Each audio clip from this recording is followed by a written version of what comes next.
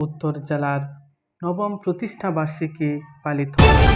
জুলাই চেতনার বাস্তবায়ন, গণহত্যা বিচার, শহীদ পরিবারের পুনর্বাসন এবং বৈষম্যহীন ইনসাফ ভিত্তিক কল্যাণ রাষ্ট্র গড়ার দাবিতে ইসলামী যুব আন্দোলন বাংলাদেশ ময়মনসিংহ জেলা উত্তর এর আয়োজনে নবম প্রতিষ্ঠা বার্ষিকী সমাবেশ অনুষ্ঠিত হয়। উক্ত সমাবেশে প্রধান অতিথি হিসেবে উপস্থিত ছিলেন মাওলানা মোহাম্মদ আল আমিন, কেন্দ্রীয় সাংগঠনিক সম্পাদক, ইসলামী যুব আন্দোলন বাংলাদেশ।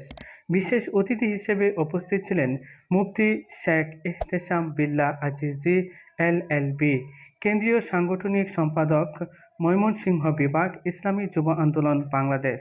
এছাড়াও ইসলামী আন্দোলন এবং ইসলামী যুব আন্দোলনের জেলা এবং উপজেলা নেতৃবৃন্দ উপস্থিত ছিলেন। এ সময় প্রধান অতিথি তার বক্তব্যে বলেন, ন্যায় ও ইনসাফ ভিত্তিক কল্যাণ রাষ্ট্র প্রতিষ্ঠার জন্য সর্বপ্রথম যুবকদেরকেই সামনের সারিতে অবস্থান করতে হবে। এই জন্য পীর সাহেব চরমোনাই নেতৃত্বে একজাক যুব কাফেলাকে সংঘবদ্ধ করার লক্ষ্যেই ইসলামী যুব আন্দোলন কাজ করে যাচ্ছে। আর সেই কাজে সহযোগিতা করার জন্য সারা বাংলাদেশের আদর্শবান যুবকদেরকে ইসলামী যুব আন্দোলনে অংশগ্রহণ করার মাধ্যমে এদেশে ইনসাফ ভিত্তিক কল্যাণ রাষ্ট্র প্রতিষ্ঠার উদাত্ত আহ্বান জানান।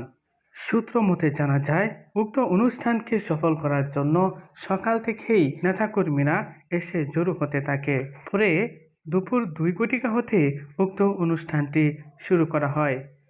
পরে ময়মনসিংহ জেলা উত্তর সভাপতি আমদাদুল্লাহ মোমেন এর সংক্ষিপ্ত আলোচনা ও দোয়ার মাধ্যমে অনুষ্ঠানটি সমাপ্ত ঘোষণা করা হয়।